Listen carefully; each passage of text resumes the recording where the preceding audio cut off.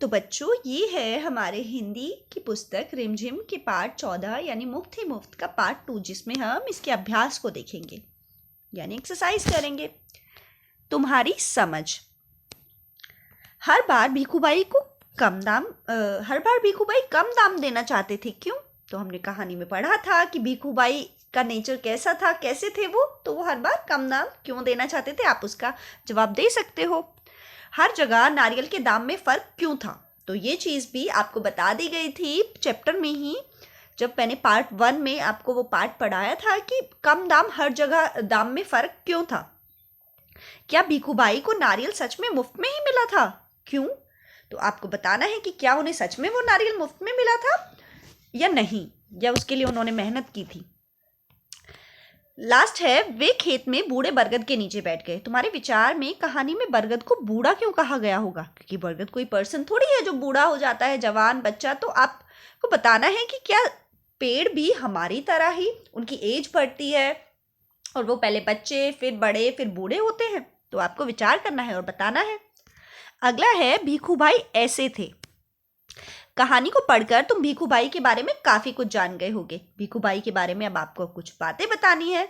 पहला है, उन्हें खाने पीने का शौक था, क्योंकि वो नारियल खाने का जब उनके मन में विचार आया तो वो बड़े खुश हुए। उन्होंने इमेजिन भी कर लिया कि उसका टेस्ट कैसा होगा। उसके अलावा आपको भीखूबाई के बारे में और कुछ बातें जो आपको उनके नेचर के बारे में पता चली, यानी उनका व्यवहार कैसा था, उनके अंदर क्या क्या गुण थे, क्या क्या अवगुण थे, वो आपको यहाँ लिखने हैं। उसके बाद है, क्या बढ़ा क्या घटा। अब कहानी जैसे जैसे आगे बढ़ती है, कुछ चीजें बढ़ती हैं और कुछ चीजें घटती हैं। बताओ इनका क्या हुआ, ये घटे या बढ़े। यानी जैसे जैसे कहानी आगे बढ़ी तो आपको बताना है कि क्या नारियल का दाम बढ़ा या बढ़ा या घटा, यानी कम हुआ या ज्यादा हुआ। भीखूबाई का लालच, आपको बताना है कम हुआ या ज्यादा हुआ, यानी बढ़ा या घटा। रास्ते की लंबाई, भीखूबाई की थकान। तो आपको अब कहानी को एक बार रिकॉल करना है, यानी अपने दिमाग में दोबारा से सोचना है और इन सब प्रश्नों का जवाब देना है। इसके बाद पेज नंबर 123 पे हमें दिया है कि कहो कहानी। इस कहानी में भीखूबाई को नारियल नहीं बल्कि आम खाने की इच्छा होती तो कहानी आगे कैसे बढ़ती। यानी नारियल की जगह अगर उन्हें आम खाने होते तो कहानी कैसे आगे बढ़ती। तो आपको अपनी रचनात्मक शक्ति का प्रयोग करना है, यानी सोचने समझने की पावर का यूज करना है, कल्पना शक्ति का प्रयोग करना है और एक कहानी अपनी तरफ से बनानी है जिसमें भीखूबाई का मन आम खाने का करता है। बात की बात, कहानी में नारियल वाले और भीखूबाई की बातचीत फिर से पढ़ो। यानी जब वो पहली बार नारियल वाले के पास गए थे तो भीखूबाई और नारियल वाले के बीच में जो भी बातचीत हुई, कन्वर्सेशन हुई, आपको उसे दोबारा से पढ़ना है और इसे अपने घर की बोली में लिखो। अब घर की बोली हमारी अलग होती है, यानी हम जिस एरिया में रहते हैं, जिस जगह पर रहते हैं, जिस गांव में, शहर में, जिस भी स्टेट में हम रहते हैं, तो हमारी भाषा अलग होती है। उसमें वहाँ की भाषा का टच मिक्सचर होता है, यानी हमारी जो नेटिव लैंग्वेज होती है, जो हमारी मातृभाषा होती है, जो हम बचपन से अपने घर में सुनते आए हैं, बोलते आए हैं, आपको उस बातचीत को अपनी भाषा में लिखना है। उसके बाद शब्दों की बात, नाना नानी, पतीली पतीला। ऊपर दिए गए उदाहरणों में से नीचे दी गई जगह में सही शब्द लिखो। यानी ऊपर जो हमें उदाहरण दिए गए हैं, नाना का नानी, पतीली का पतीला, यानी अब आपने देखा होगा कि इनमें इनका जो लिंग है, यानी स्त्रीलिंग पुल्लिंग, वो चेंज हो रहा है। तो अब आपको उसके अकॉर्डिंग ही, उसके अनुसार ही यहां पर इन शब्दों का भी वही चेंज करके यहां पर आपको लिखना है। यानी काका काकी, तो बाकी आपको खुद अपनी तरफ से बनाने हैं। मालिन, मटका, दर्जी, टोकरी, गद्दा। तो आपको फिर उसके बाद इस शब्दों को यहां पर लिखना है। जब हम अगले पेज पर आएंगे तो यहां पर हेडिंग है मंडी। मंडी में कोलाहल फैला हुआ था। कोलाहल मैंने आपको बताया था, कोलाहल का मतलब होता है बहुत जोर जोर से अलग अलग तरह की आवाजें आना। व्यापारियों की ऊंची ऊंची आवाजें गूंज रही थी। अब मंडी में क्या क्या बिक रहा होगा आपको सोचना है, और अगर आप मंडी गए हो तो आप अपने एक्सपीरियंस, अपने अनुभव के अनुसार भी लिख सकते हो कि मंडी में क्या क्या बिक रहा होगा।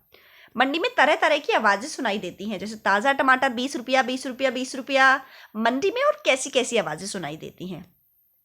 तो आपको यहाँ पर लिखना है, और अगर आप मंडी गए हो तो आप अपने अनुभव के अनुसार लिखोगे, और अगर आप नहीं गए हो तो आपको कभी मौका मिले मम्मी पापा के साथ जाने का तो आप वहाँ जाकर अपना अनुभव जो आपका हो वो आप लिख सकते हो। उसके बाद है, क्या तुम अपने आसपास की ऐसी जगह सोच सकते हो जहाँ बहुत शोर होता है, यानी आपके घर के आसपास भी या कोई ऐसी जगह है जहाँ पर बहुत शोर होता है, तो आपको उस जगह के बारे में लिखना है। यानी मंडी के अलावा और ऐसी कोई जगह जहां बहुत शोर होता है आपको उसके बारे में लिखना है।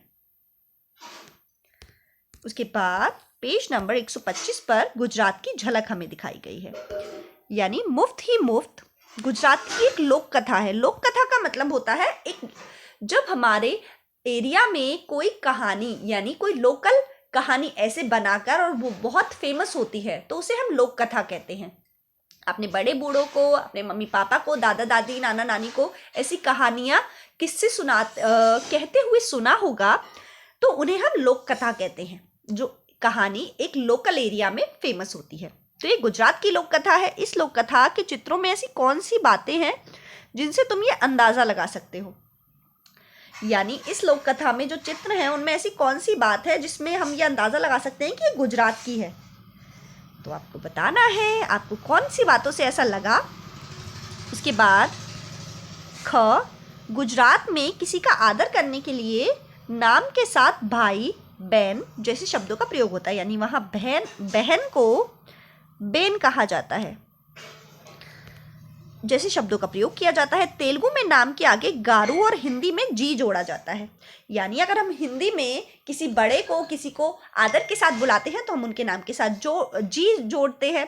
तो ऐसे ही गुजरात में बहन जोड़ा जाता है या भाई जोड़ा जाता है, और तेलुगु भाषा में जो आंध्र प्रदेश में बोली जाती है यानी साउथ इंडिया में बोली जाती है उसमें नाम के आगे गारू लगाया जाता है। यानी अगर मैं किसी बच्चे का नाम लूँ जैसे सनी, तो उसे बोलेंगे अगर इज्जत के साथ, यानी अगर सनी बड़ा है और उसे कोई छोटा बच्चा बोल रहा है तो वो उसे सनी गारू बोलेगा। तुम्हारी कक्षा में भी अलग अलग भाषाएं बोलने वाले बच्चे होंगे, पता करो कि वो अपनी भाषा में किसी को आदर देने के लिए किन किन शब्दों का प्रयोग करते हैं। तो आपको भी अपने एरिया के हिसाब से बताना है कि नाम के आगे क्या जोड़ते हैं जब किसी को आदर यानी इज्जत के साथ बुलाया जाता है। यहाँ हमें एक और कहानी दी गई है जिसका नाम है बजाओ खुद का बनाया बाजा, यानी बजाओ खुद का बनाया बाजा, यानी बाजा खुद बनाना है और फिर उसे बजाना है। तो यहाँ पर एक क्यूट सी लड़की बैठी हुई है और जो कुछ बजा रही है, उसके हाथ में स्टिक्स हैं जिनसे वो कुछ बजाने वाली है। तो हम देखेंगे कि वो क्या बजा रही है।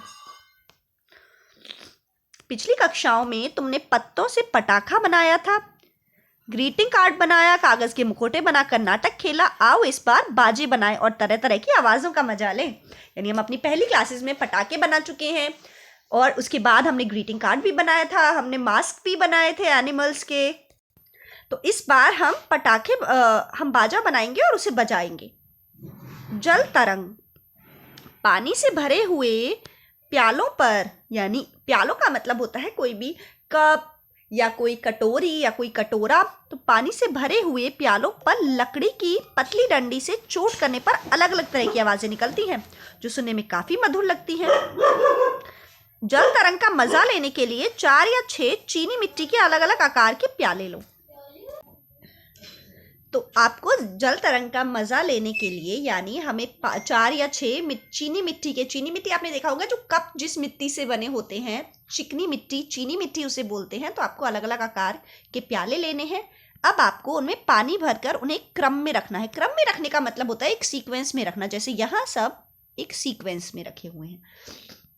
इन जल से भरे प्यालों पर लकड़ी की डंडी से चोट करो। अब आपको इन पर चोट करनी है, यानी कि हल्के हल्के से आपको लकड़ी की डंडी से इन पर बजाना है। सुनाई दी ना मधुर मधुर आवाजें। अब अंदाजा लगाओ कि इस बाजी का नाम जल तरंग क्यों पड़ा होगा। तो जल का मतलब पानी होता है और तरंग का मतलब होता है लहरें। तो अब आपको बताना है कि इस आवाज का नाम जल तरंग क्यों है। नगाड़ा, नगाड़ा तो खूब बड़ा होता है पर हम छोटा सा नगाड़ा बनाएंगे। इसके आगे नारियल का खोल, एक बड़ा गुब्बारा और धागा ले लो। अब नारियल के मुंह पर गुब्बारे खींचकर धागे से बांधो। लो बन गया नगाड़ा। अब एक पतली सी डंडी से सिरे पर कपड़ा, अब एक पतली लकड़ी के सिरे पर एक कपड़ा लपेटकर छोटी सी घुंडी बनाओ। इस लकड़ी के बंधे हुए गुब्बारे पर चोट करो। बताओ क्या हुआ। तो नारियल के खोल का मतलब है कि आपने नारियल का कवर ले लिया, यानी वो आधा आधा है, यानी एक प्याले के आकार में ही है। अब आपने जो बैलून लिया था, अब आपको उस बैलून के मुंह को इस पर ऐसे बांध देना है, यानी ये पूरा कवर हो जाना चाहिए। और उसके बाद आपको एक डंडी से, जिस पर कपड़ा आपको लपेटना है, यानी डंडी के ऊपर आपको हल्का सा कपड़ा लपेट लेना है। फिर आपको इस जगह पर उस आवाज़ करनी है। तो फिर आपको देखना है कि कैसी आवाज़ आती है। नारियल की जगह आप टीन का डिब्बा भी ले सकते हो, मिट्टी का कुल्हड़ भी ले सकते हो। इसी तरह गुब्बारे की जगह आप पन्नी का भी इस्तेमाल कर सकते हो। चीज़ों में बदलाव से आवाज़ें भी अलग हो जाती हैं।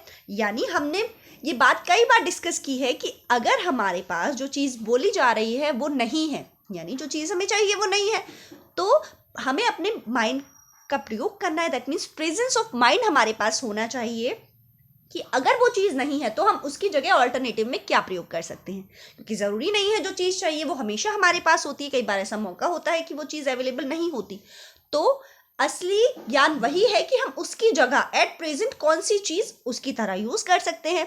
तो ऐसे ही यहाँ पर नारियल का खोल अगर अवेलेबल नहीं है तो उसकी जगह आप खाली टीन का डिब्बा, यानी आपने घर में देखा होगा जो घी के भी डब्बे आते हैं, कई बार वो टिन के होते हैं। और अगर वो भी नहीं है तो आप मिट्टी का कुल्हड़ भी ले सकते हो। तो मिट्टी का कुल्हड़ भी आपने देखा होगा जिसमें चाय और दूध पिया जाता है। और उन पर आप, अगर बैलून अवेलेबल नहीं है तो उन पर आप पॉलिथीन बांध सकते हो, यानी पिन्नी बांध सकते हो। और उसके बाद आप आवाज़ निकालोगे। आवाज़ थोड़ी अलग होगी लेकिन वो आवाज़ भी मधुर होगी। फिर उसके बाद है धागे का बाजा। अब हम तीसरा म्यूजिकल इंस्ट्रूमेंट बनाएंगे जिसका नाम है धागे का बाजा। धागे से बाजा बनाने के लिए तुम पहले पतले धागे का एक टुकड़ा लो, यानी हमने एक धागे का टुकड़ा ले लिया। इसके एक सिरे को अपने एक हाथ की उंगली में लपेट कर उसे अपने एक कान से सटाओ, यानी यहाँ जैसा ये लड़का कर रहा है हमें वैसा ही करना है। यानी धागे के एक टुकड़े को उसने अपनी उंगली में लपेटा है और दूसरे टुकड़े को वो अपने कान तक लेके गया है। फिर धागे के दूसरे सिरे को उंगली में लपेट कर हाथ को दूसरी उंगली से धागे को बजाओ। अब आपको ये जो उंगली है, यानी उसने एक उंगली पर लपेटा है, जो दूसरी उंगली उसकी बची है उससे उस धागे को बजा रहा है। और धागा आपको बिल्कुल टाइटली पकड़ कर रखना है। तुम्हारा ऐसे करने से अलग अलग प्रकार की आवाज़ें आएंगी। अब तुम धागे की लंबाई कम या ज़्यादा करके आवाज़ों में बदलाव भी कर सकते हो। आओ चलते चलते आवाज़ों में बदलाव का एक और प्रयोग करें। कंघे को पतले कागज में लपेट कर मुंह के पास लाओ, यानी जो कॉम्ब होता है घर में जिससे हम कंघा करते हैं उसको आप एक पतले से कागज में लपेटना है आपको और अपने मुंह के पास लाना है। अब उसमें कुछ बोलो या गुनगुनाओ। देखो आवाज़ों में बदलाव स्पष्ट सुनाई देती है। अब आपको उसे अपने मुंह के पास लाकर और कुछ बोलना है, क्योंकि यहाँ पर बीच में होल होते हैं, यहाँ पर बीच में खाली जगह होती है। तो आप जब कागज में इसे लपेट कर कुछ बोलोगे तो आपकी आवाज़ों में बदलाव होगा, यानी आपकी जो भाषा है, आपकी जो टोन है, वो बदल जाएगी। तो आपको वो आवाज़ भी देखनी है। और लास्ट में जो पेज पर एक और चीज़ दी गई है वो है एक कविता जिसका नाम है आंधी। तो इस चैप्टर में हमने मुफ्त ही मुफ्त, साथ में हमने बाजा, आओ बजाएं अपना बाजा, और आंधी, ये तीसरी चीज़ हम पढ़ रहे हैं। रात हुई तारीकी छाई, मीठी नींद सभी को आई। मुन्नू सोया, अप्पा सोई, अब्बा सोए, अम्मी सोई। आधी रात हुई सब सोते, खर खर खर खर खराटे भरते।